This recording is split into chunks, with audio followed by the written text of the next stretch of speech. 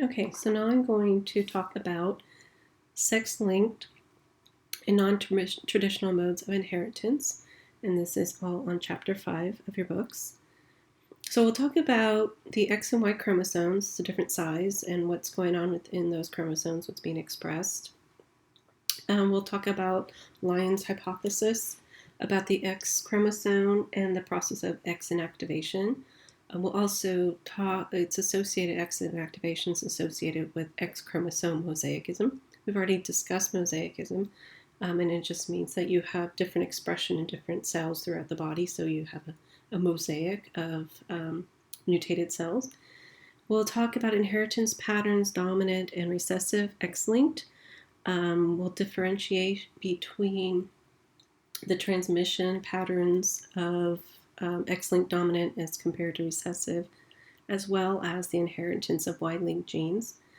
On the Y chromosome, there are specific genes for male that are not expressed in females. So there is a minor histocompatibility antigen called HY, and that's important for giving transfusions. It's important for organ donors, etc. And so we'll talk a little bit about that. We'll discuss some diseases associated with the Y chromosome, and we'll talk about sex-limited versus sex-influenced. We'll then go into mitochondria, patterns of inheritance, and heteroplasmy within mitochondria within a single cell. We'll also describe different mitochondria diseases, just very briefly. Mitochondria diseases are linked to a lot of disorders, and keep in mind they're all going to be inherited in by your mother. And then we'll go into a process of genomic imprinting, and this is a way to silence genes, and oftentimes with respect to disorders, the silencing of particular regions of chromosomes is altered such that you get either too much growth or not enough growth, etc. So we'll talk about those. We'll also talk about uniparental disomy and how that influences different diseases. And we'll talk about some of those diseases as well. We are also going to touch on anticipation and how diseases can have can show an effect later in life, and then through anticipation over generations, that disease can actually present much earlier in life. And we'll talk about different diseases that have anticipation. All right, so with respect to sex chromosomes, we have X and Y. On the X chromosomes are about 1,200 genes that are going to be important.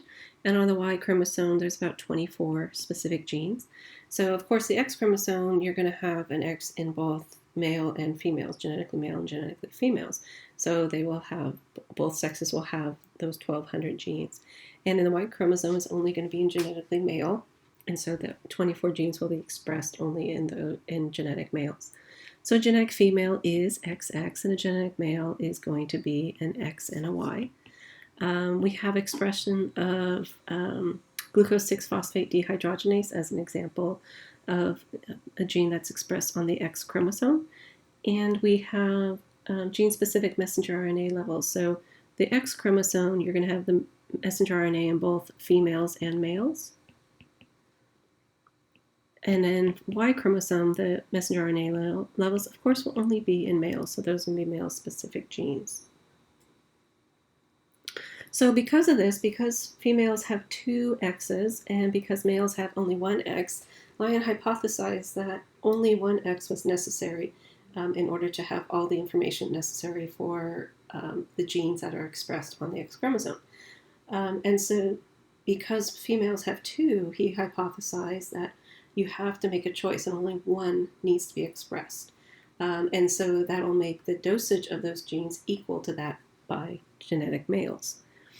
And so the idea of X inactivation, which does occur, came about, and basically the X chromosomes are going to be active in early development. But as the development process occurs in females, the cells make a choice as to which X they want to express, paternal and maternal. And most cells this choice is random. In some cells, it's not as random.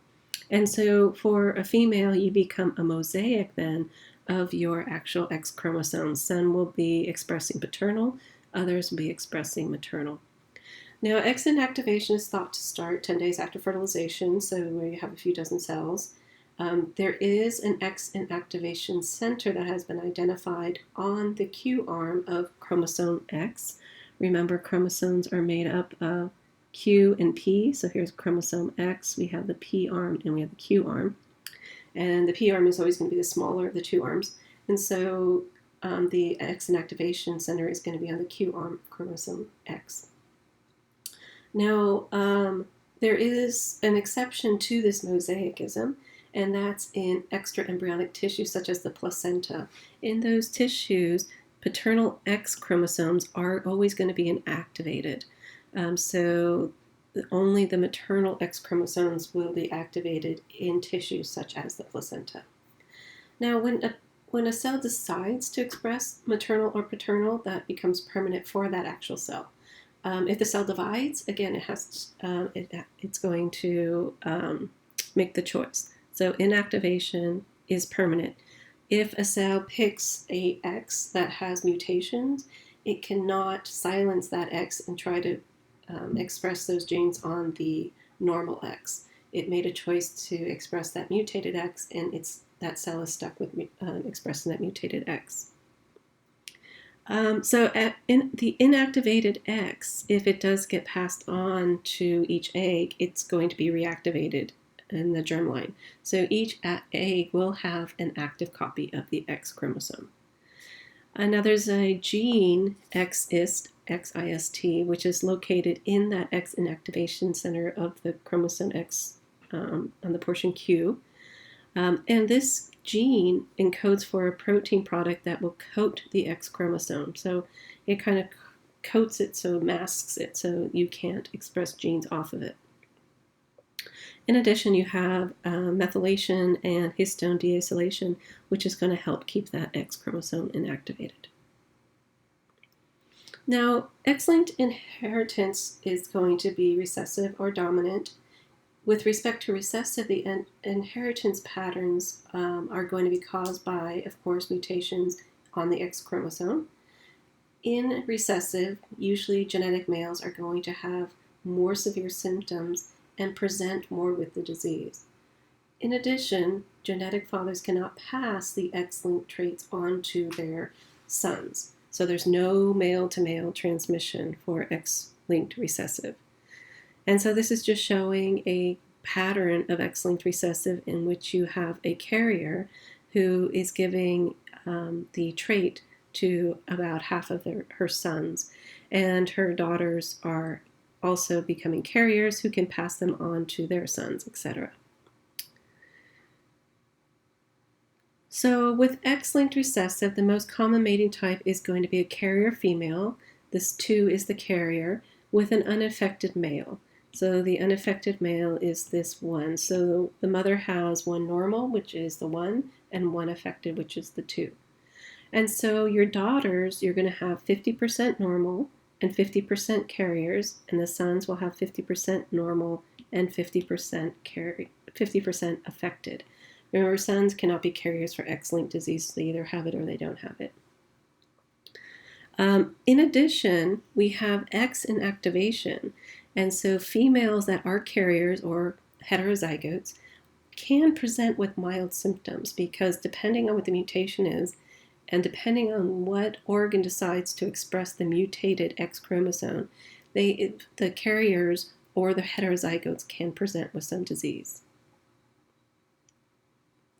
Now, less common is going to be an affected male with the 2 and an unaffected female, or an affected male with a carrier female. And so in this case, you have all daughters for the first scenario because their father has to give an affected X chromosome. All daughters will be 100% carriers. And the sons will be 100% normal. So the sons cannot get the X from their father. They only get the X from the mother, and the mother doesn't have a mutated X, so the sons are all normal. Now, in the second set, you have the daughters are going to be 50% effective and 50% carriers, and the sons are going to be 50% normal and 50% affected. So again, it goes back to the father cannot give the son any of their X chromosomes. So there's a 50% chance the son will get a mutated X from the mother. Now, hemophilia A is a mutation in clotting factor 8, and this clotting factor 8 is important for the formation of fibrin. So if you can't form fibrin quickly, then you're going to have prolonged bleeding, which is hemophilia. This is the most common severe bleeding disorder. It is a familial disorder, and so in the past, if you have boys that are born and they had brothers or cousins that bled to death following birth, following circumcision, those boys in areas where circumcision is done were exempt from the procedure because there's a highly likelihood that they would also have the clotting disorder and would potentially bleed to death. Now, in hemophilia A, you get bleeding into the joints, hemarthrosis. You also get extensive bruising, which is shown here. So with hemophilia A, there are some symptom variations. So you can have severe, moderate, or mild forms of hemophilia A. The severe is going to be less than 1%, and so they'll have frequent bleeding. This is going to be caused by nonsense or frameshift mutations. In all, you get truncated proteins that cannot function or chromosome inversions and disruption of the genes. And so basically, you can't form that fibrin in order to have the clotting. Moderate is going to be about 1 to 5% of normal factor 8 available. And so when you have mild trauma, you can get problems with bleeding. So this is a missense mutation, and it also can result in a dominant negative effect with partial functionality. And the mild is where you have 50 to 30% of factor 8 function. And in this case, you will see severe bleeding if you have severe trauma or surgery. And the mild version is caused by a missense mutation. So treatments for factor 8 deficiencies is going to be infusions of purified factor 8 from donor serum. And this can extend the life of a person suffering from hemophilia A beyond 20 years. Now, with these infusions, you could have transfer of different viral infections, chronic viral infections such as Hep B, Hep C, and HIV. And so 1/2 of American hemophilia patients treated with these donor factor 8s became infected with HIV between 1978 and 1985. Of course, that's no longer a problem because we screen now the blood supply for these diseases. But before the blood supply was screened or these diseases were actually known, people with hemophilia were often coming down with these illnesses and dying from these illnesses. In addition, serum is now heat inactivated, and heat inactivation is you heat a water bath up for 65 degrees and put the serum in there for 30 minutes to an hour, and that will inactivate most of the viruses.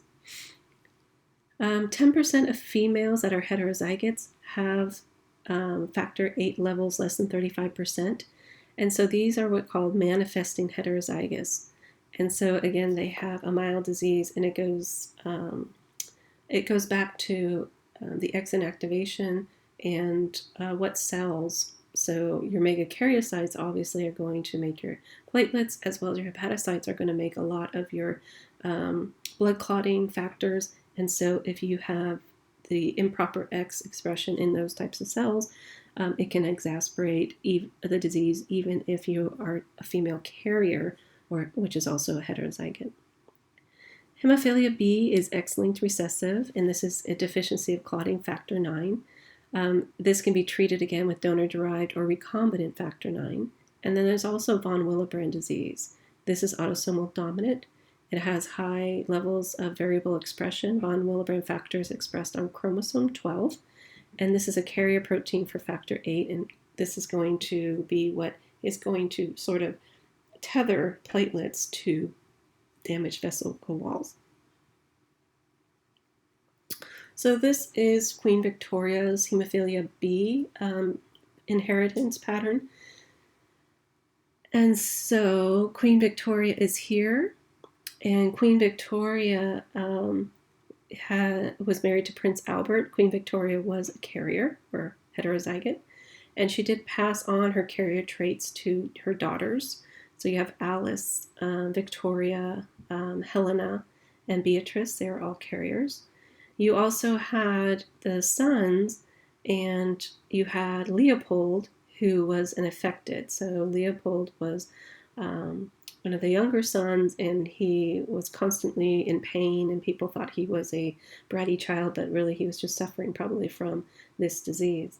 Now, the current line of the English throne is through King Edward VII, and so you have down here William and Henry, who were Prince Charles and Princess Diane's sons, and so they do not have hemophilia in their line. But this is basically the Queen Victoria's spreading of hemophilia B through the royal bloodline. Now, there is also Duchenne muscular dystrophy, and this is going to be a very severe disease. It's going to be associated with your skeletal muscle, in which the skeletal muscles are going to degenerate. And so people are confined to their wheelchair typically by the age 11. Now, there are also going to be some defects in heart and respiratory muscle impairment as well, and usually people do not survive beyond 25 years of age. So you can do some things to diagnose Duchenne muscular dystrophy, such as looking for creatine kinase and muscle biopsies. Now, Duchenne muscular gene is actually the largest known gene, so this is the largest. And it is going to be 2.3 megabase pairs. That's MB, megabase pairs. It is found on X chromosome at P21. So you have your X chromosome, you have your Q, and you have your P, you have your centromere, and you count out from your centromere. And so this goes to 21, and so the region that's affected is XP21. The gene, the Duchenne muscular dystrophy gene, is going to encode for a protein called dystrophin.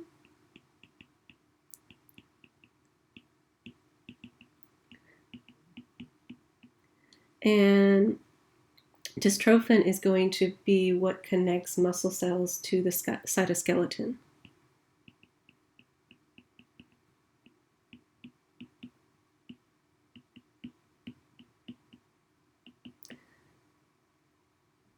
So you can understand why this would be a very deleterious disease. Now, there is also muscular dystrophy known as Becker muscular dystrophy. This is also going to be an X-linked recessive.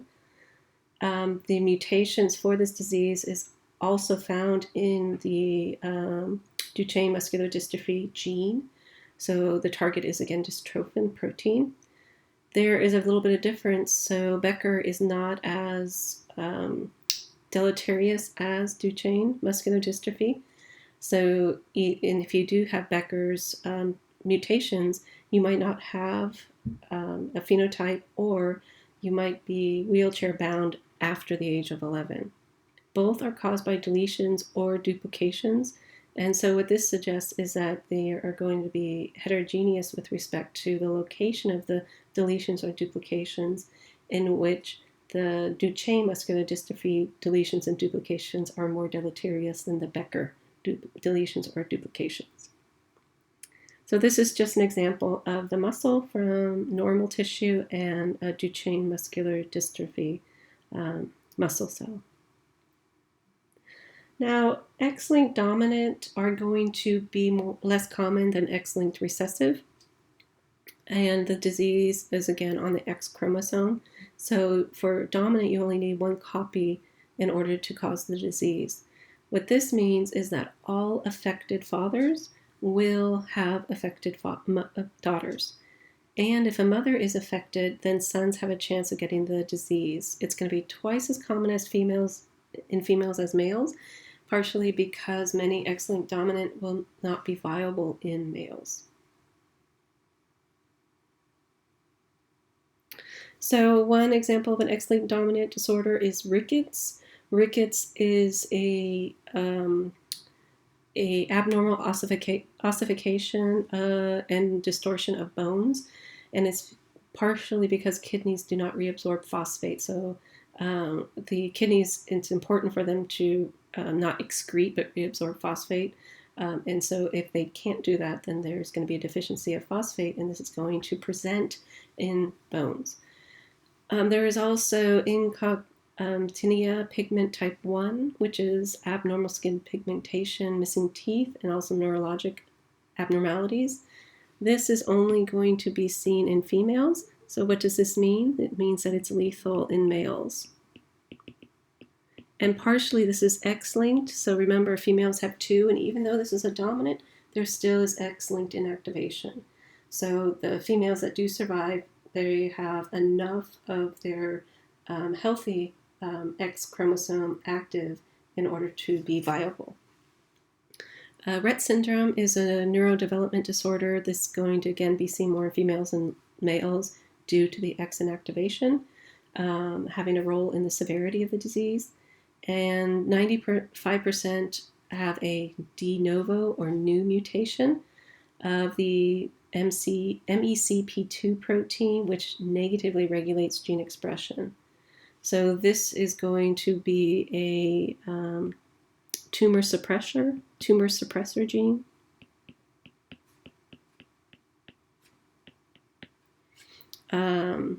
And so loss of function could have potential for cancer development.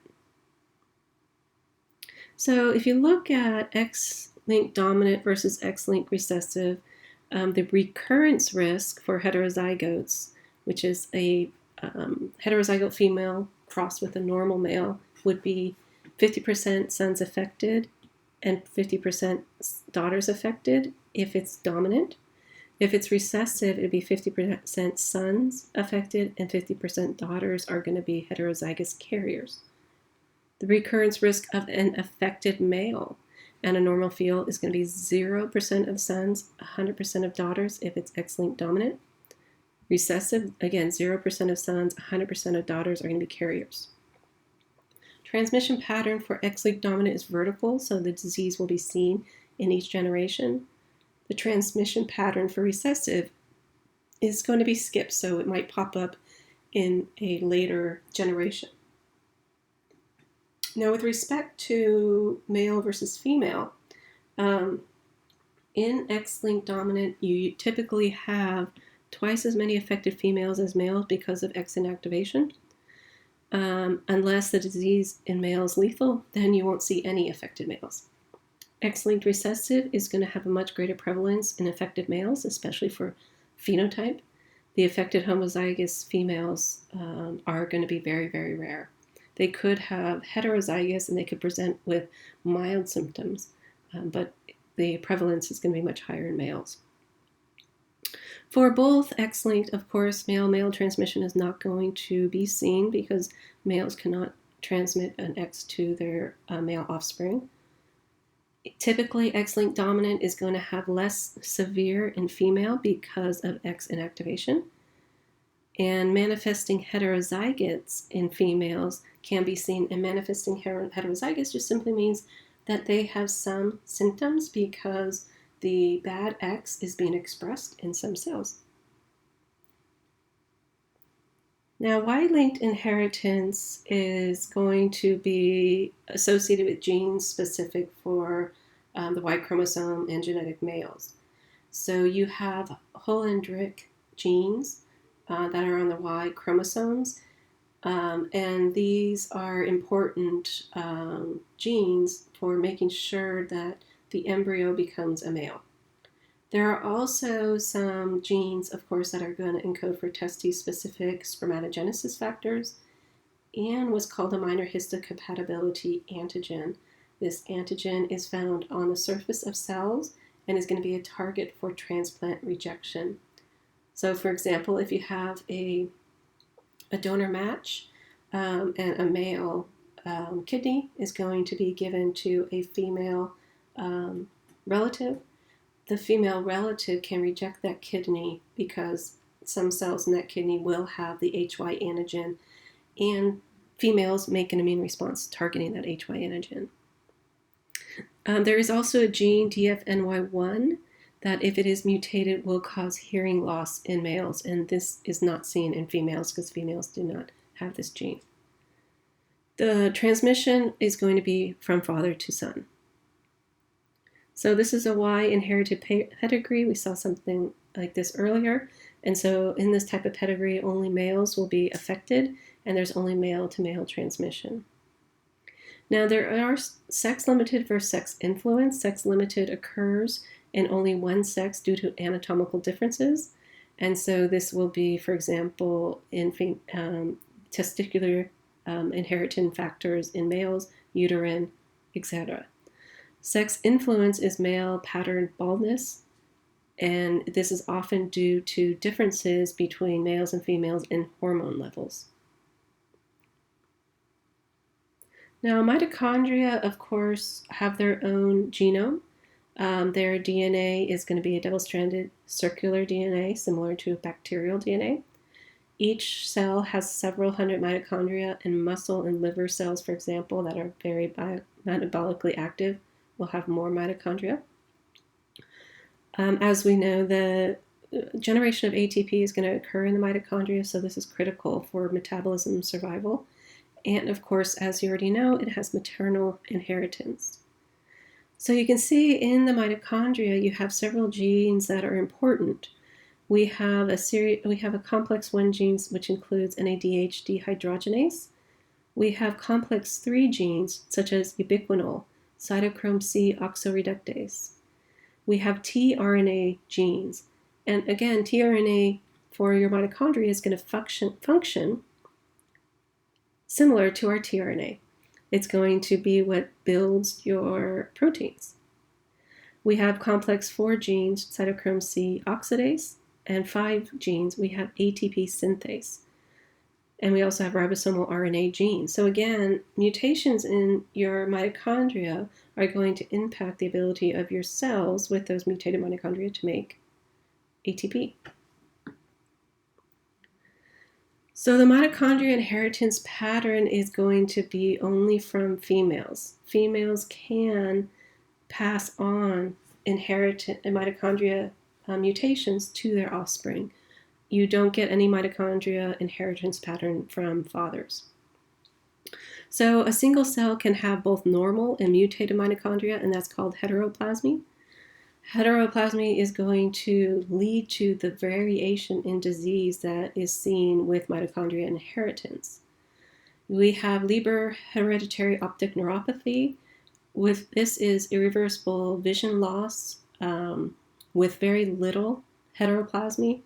And so what that means is that you have a more homogeneous population of mitochondria that have missense mutations in the cells that lead to this disease. So here's a list of a few of these mitochondria diseases. That Leber hereditary optic neuropathy, again irreversible with little heteroplasmy and missense mutations in their mitochondria. Myoclonic epilepsy with ragged rib fiber syndrome leads to a lot of different presentations or phenotypes such as epilepsy, dementia, ataxia, which is uncoordinated muscle movement, myopathy, which is a disease of the muscles, and this is caused by a base mutation in a transfer RNA. So it's highly variable because remember, transfer RNAs are going not specific or one specific protein, but can have an effect on various proteins. There's mitochondrial encephalomyopathy and stroke-like episodes, which is another base pair mutation in a transfer RNA as well, and it's going to have highly variable presentation of phenotype. Now, there are some mitochondrial inheritance diseases associated with duplications and deletions. You have your Kearns-Sayre syndrome. This is going to be associated with muscle weakness, cerebellum damage, and heart failure. Pearson syndrome is an infantile pancreatic insufficiency and leads to lactic acidosis. And so, if there's pancreatic insufficiency, you kind of have a similar situation with type 1 diabetics. And that can lead to lactic acidosis.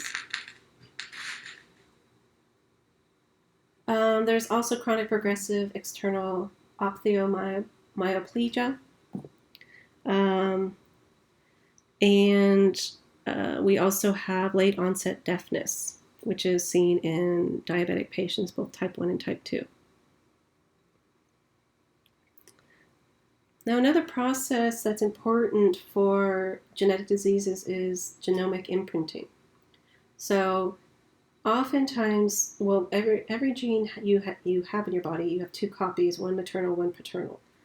And oftentimes, there is only a need for one of those genes to be on, and if you have too much, that can lead to either overgrowth or undergrowth, or too little can lead to overgrowth, undergrowth, etc., depending on what the gene is expressing, what protein. So in cases like that, there is a process to silence genes, so you only get enough product, or you get the product you want only from one gene. And so imprinting will silence the gene. So if you say you have a gene that's maternal imprinted, that means on the maternal chromosome, the gene is silent, and on the paternal chromosome, the gene is expressed. Transcriptionally silenced genes are imprinted. There are at least 100 genes known to be imprinted, and methylation is a process that can be used to imprint these genes. There's also histone hypocetylation and methylation that can help imprint an area of a chromosome in which that needs to be silenced. There are two syndromes, Prader-Willi syndrome and Angelman syndrome, in which in a certain region of chromosome 15q, you have a deletion of 4 megabases, and the deletion is going to influence whether or not an individual gets Prader-Willi or Angelman syndrome. Now, if you have deletion on this section and it's on the paternal chromosome, this is going to lead to Prader-Willi. What this is telling you is that the genes in this area are essential for expression in order to prevent Prader-Willi. If you have a deletion in the same region, but it's on the maternal chromosome, it means that and it's going to lead to Angelman syndrome, it means that there's genes in this region that help prevent Angelman syndrome, obviously. So you can see that the two syndromes are very different. For Prader-Willi, you have short stature, hypotonia, which is poor muscle tone, small hands and feet, obesity, hypergonadism, and intellectual disability. Whereas in Angelman syndrome, you have severe intellectual disability, seizures, and ataxic gait. So one thing to note is that this is occurring both on 15q, same section, and so the deletions are indistinguishable, but the outcomes are very different. So how can this be? So what's basically happening is what you have to focus on is you have male inheritance of the deletion or female, maternal inheritance with the deletion. And so if your maternal chromosome is deleted, you're going to lead to Angelman syndrome, and if your paternal is Prader-Willi. And basically, if you look at this image, you have different colors associated in this region with different genes. And the purple is going to be active, and the blue is inactive. Inactive means imprinted. So in this region, you have the Angelman syndrome gene, which is active on the maternal chromosome, and it's imprinted on the paternal chromosome. So if you delete that region of the maternal chromosome, your cells cannot use the paternal AS gene because it's imprinted. And therefore you lose the product of AS, and that leads to the symptoms. The same is true about the Prader-Willi syndrome. So on the Prader-Willi side of the paternal, you have the Prader-Willi syndrome region, and on the Prader-Willi region on the maternal, it's imprinted. So these are now imprinted. So again, if you get a deletion, on the paternal side, you're going to lose the Prader-Willi syndrome region that should be expressed. And even though the region is intact on the maternal chromosome, it's imprinted, so it's not expressed. So you lost the Prader-Willi syndrome region, you lost those genes and those protein products, and that leads to Prader-Willi syndrome. So there are also some other causes of Prader-Willi and Angelman syndrome that have been found.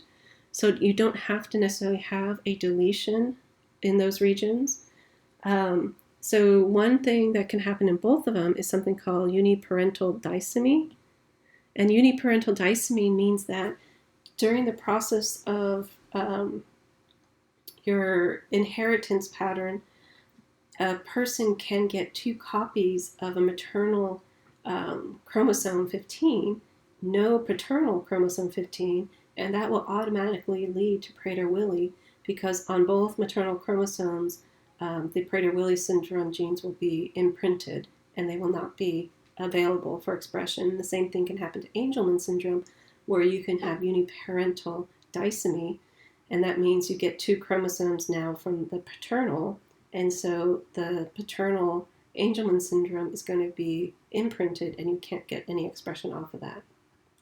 There can also be defects in imprinting control center on the chromosome 15 that can lead to the improper imprinting of both of those genes. So there are also other imprinted syndromes. We have Beckwith-Wiedemann syndrome, and this leads to overgrowth and a predisposition for cancer, such as Wilms tumor. It also can lead to hepatoblastoma, which is a liver cancer. This can be caused by uniparental disomy of chromosome 11 and overexpression of insulin growth factor like 2. And so remember, insulin growth factor like 2 is going to be made by your liver, and that's going to cause cells to grow. This can also be due to loss of methylation or differential methylation regions in your differential methylated regions, DMMR1 and R2. And so in general, if you look at the maternal allele, you'll see some red. So those are genes that are imprinted and off. Paternal allele also has genes in red imprinted and off. And you can see that they're opposite. And so what this means automatically is your cells only need one allele expressing each of these genes, and the imprinting ensures that you don't get overexpression of these genes.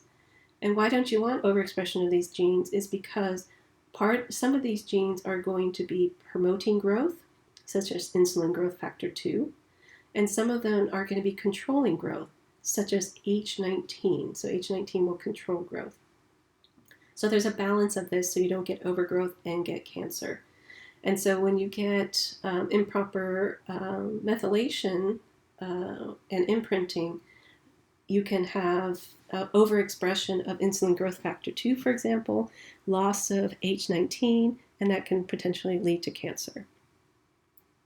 Now, Silver-Russell syndrome is also going to be associated with this region. And again, you have maternal alleles and paternal alleles, and they're in balance unless there is some sort of imprinting error, deletion of certain genes that are supposed to be expressed, etc. And so with respect to Silver-Russell syndrome, this is the opposite. You get growth retardation. So this would be a loss of insulin growth factor 2 or an increase in expression of H19, for example. And so you get loss of methylation of DMR1, leading to chromosome 11p 15.1, and you get downregulation of insulin growth factor 2.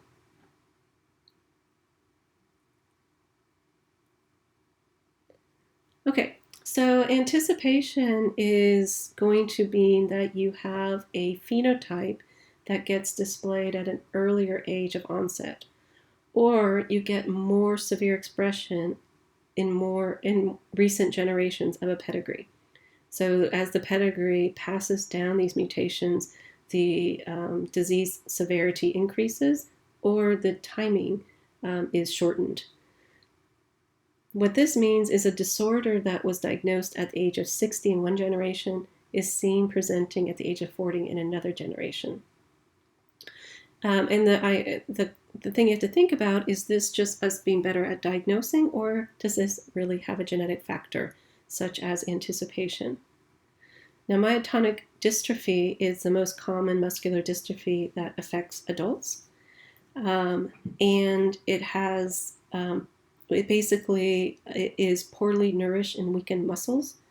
The muscles are contracted and unable to relax, and this leads to a very diverse group of disorders, including cardiac arrhythmia, testicular atrophy, insulin resistance, and cataracts. The mutations are an untranslated portion of the DMPK protein kinase gene on chromosome 19. So myotonic dystrophy is autosomal dominant, and the severity is going to increase over several generations. We have CTG trinucleotide repeats.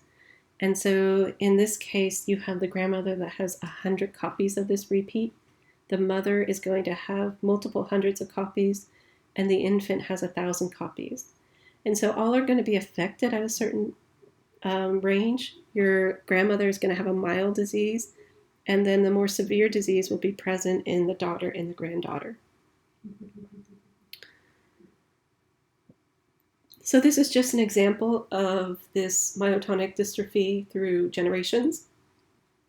And again, you have the first case transmits it to offspring equal among male and female, and then they transfer it to their offspring also equal among male and female.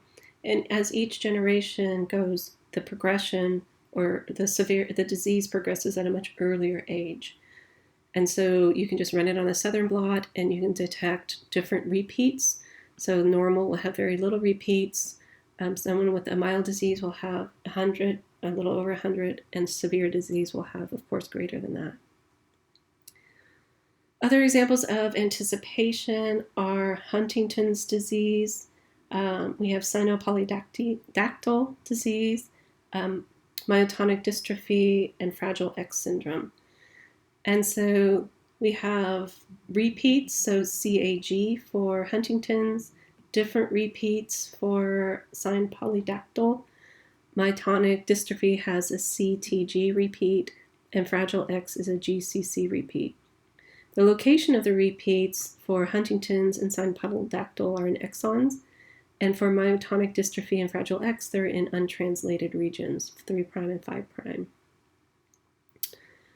So Fragile X syndrome, you have 25% of males have intellectual disability, and about 25% of these males that present with intellectual disability can be explained by X-linked conditions such as Fragile X.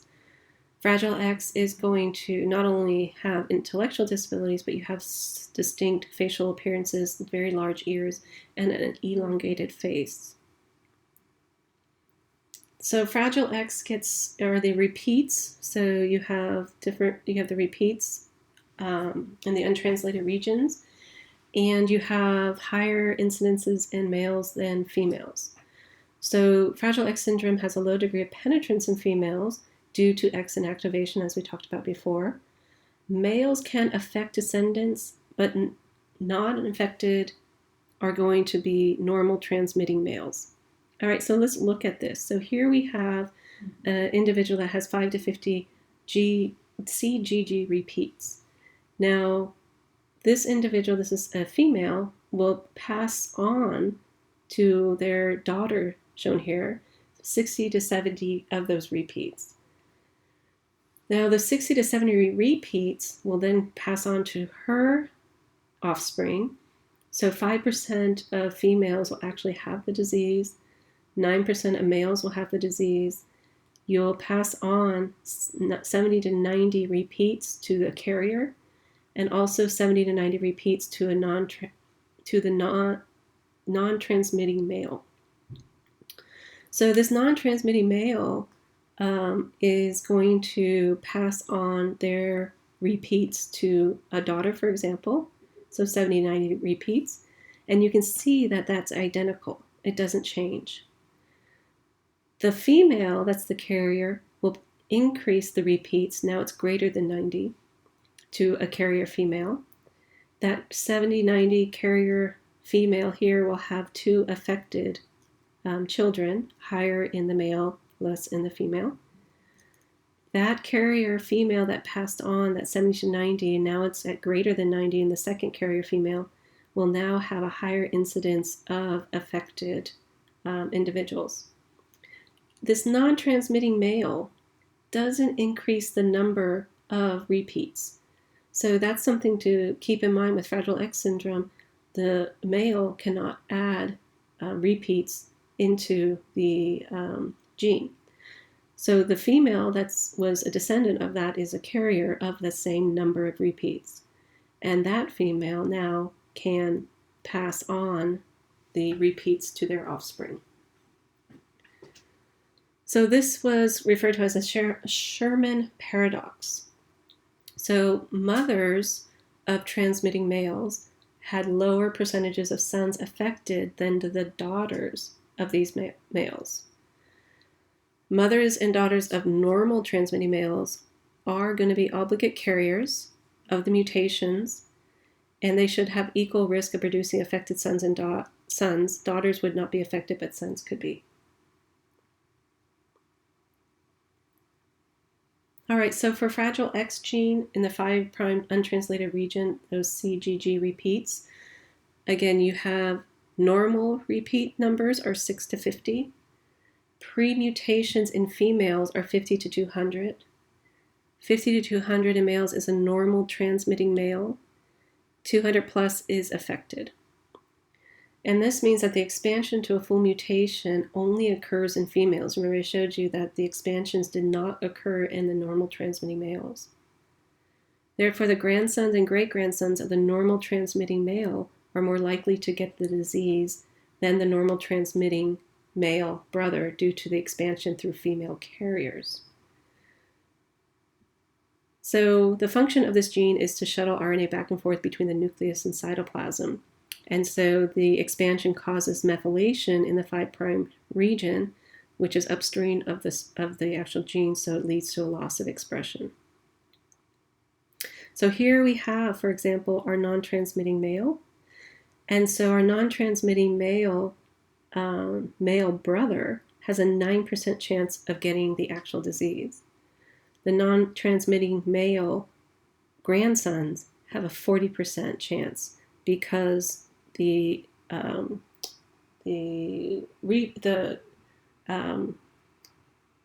expansion of the repeats in the carrier females in their line.